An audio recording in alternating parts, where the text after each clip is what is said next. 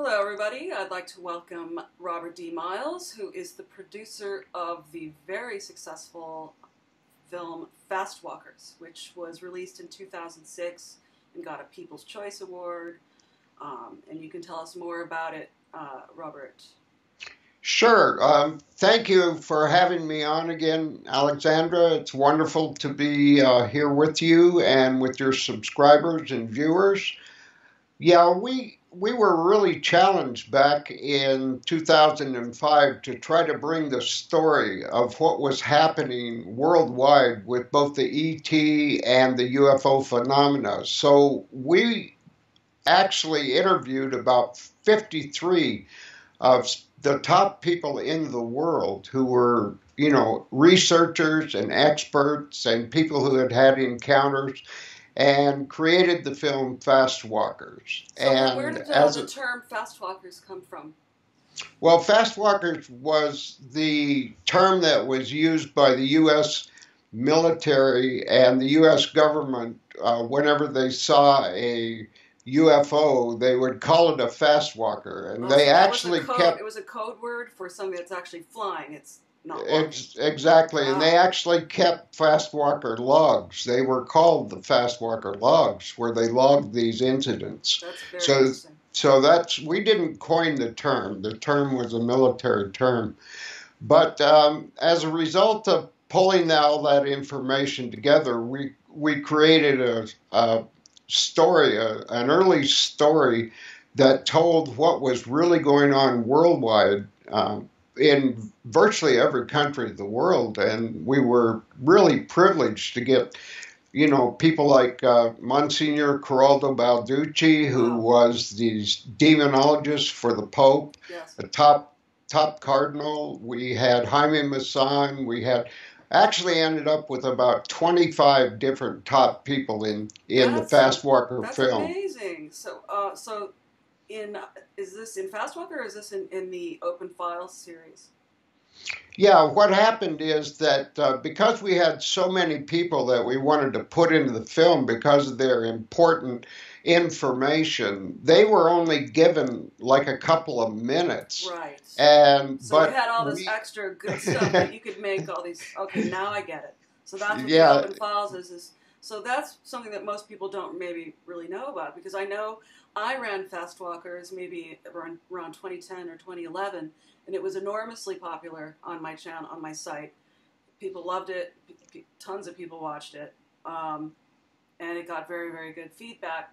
And so this is more like an expanded version, which we're making available here now, and I'll put a link on the screen where people can go get the Open Files series, where you interview people like Monsignor Balducci, who was the head of,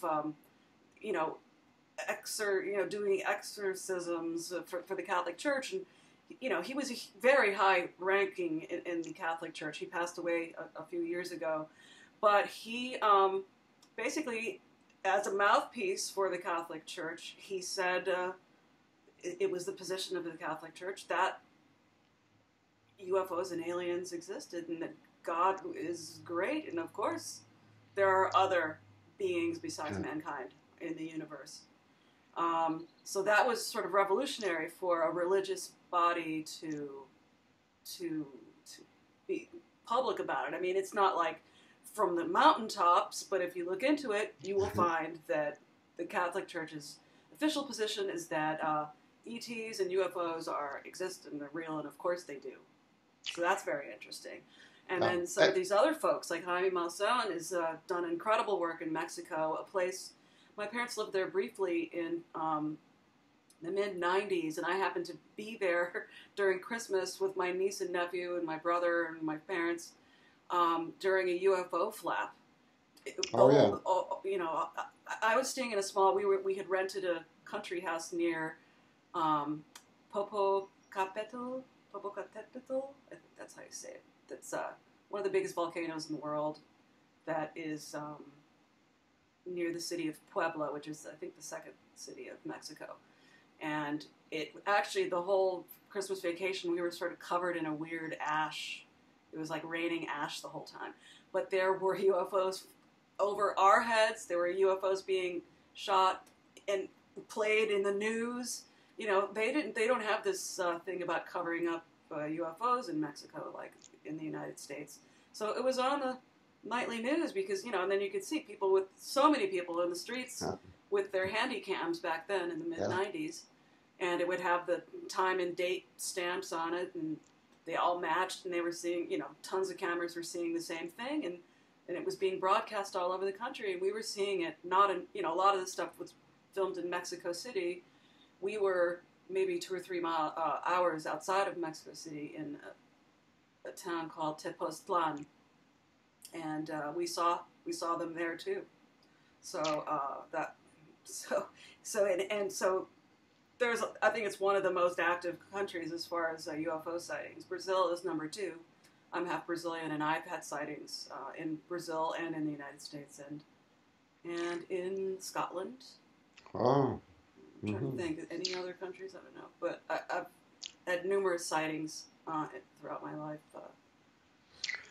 Well, one of the things about Fastwalkers is that by design, not only the film Fastwalkers, but also our library collection called Fastwalkers Open Files is designed to give the viewer the feeling they're literally sitting right there in the front room with these incredible people that have such a wealth of experience. And we have a number of volumes I know that you're going to be carrying and making available. But each one of these individuals are extremely credible. And when you talk about the amazing amount of evidence that there is for these things, as a person begins to view these different people and hear their story, I mean, it's a life-changing experience, especially if you have somebody, like you pointed out, who happens to be Catholic, because prior to Corrado Balducci going public on behalf of the Pope, people in the Catholic faith were literally told that these were demonic. And here we have 1 billion people now that can actually look at it from a different perspective. That's right. It's I think it was a very fascinating move by the church to do that, to just stop covering it up. You know, I think that was very interesting. So who else? You have Jaime Maussan. Who are the other interviewees? Oh boy, we have 25 people in there. So you're gonna test me on this, huh? We were really pleased to be able to present Jim Marrs, Jerry Pippin, and Alfred Weber in Volume 1 of Fastwalkers Open Files. And all 3 of those people are so knowledgeable, and especially Jim Marrs just gives you an incredible view. Basically, you're sitting there talking with Jim for 30, 40 minutes. Oh, he's fascinating. I've seen him speak live, and he's one of the most charismatic people I think that I've ever seen. You know, certainly in public speaking, he's incredible. And so that's Volume 1, and tell us about Volume 2. Yeah, Volume 2 features Dr. Steve Greer, Graham Bethune, who actually was the pilot that flew Eisenhower around back, and his experiences and the number of UFOs he had seen and the information that he brings to this particular volume of Fastwalkers Open Files is just amazing. And then Dr. Len Horowitz, who is an amazing researcher and gives, he talks about the fact that eugenics are going to be employed and that 80 to 90% of the population of the planet are going to be reduced and eliminated. So Volume 2 is quite fascinating. That sounds really freaky. Like, I want to see that one. Yeah, he's an interesting character. I think he's a physician, right? Yeah, he's a physician, and he actually wrote the book on AIDS and Ebola. Right, and that's what got him his life destroyed.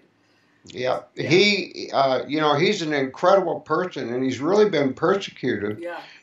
for bringing the information out. And, you know, in this interview, he sits right there and he tells you basically what's going on and what to expect. And, you know, it's these things are happening. The things that we talk about in the Fastwalker open file volumes, although the interviews were recorded at the time, in many cases when we were doing the film Fastwalkers, when you get the perspective of these people, it's life-changing. Volume 2 sounds amazing. Tell us about Volume 3. Well, Volume 3, folks are going to be able to stream right into their living room, Stanton Friedman, and I don't think there's anybody in the world that hasn't heard of Stanton Friedman if they're interested in UFOs and extraterrestrials and what's going on with the Secret Space Command and all that. It also has Jaime Maussan. And Jaime Maussan is amazing. He has a program in Mexico, as I'm sure you can elaborate on, that's like 60 minutes. Right. And it's amazing. And we show the Air Force footage of the 8 or 9 UFOs that the Mexican Air Force caught on radar. We put the footage right on the end of the interview for you folks to watch if you haven't seen it. That's really cool. No, I've never seen that. I want to see that.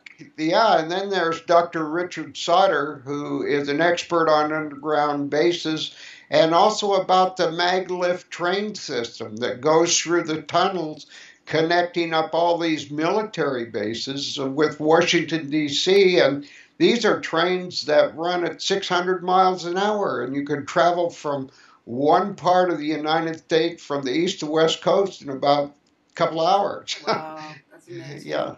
I've heard about. I'd like to take one of those trips. I would like to ride on a maglev train.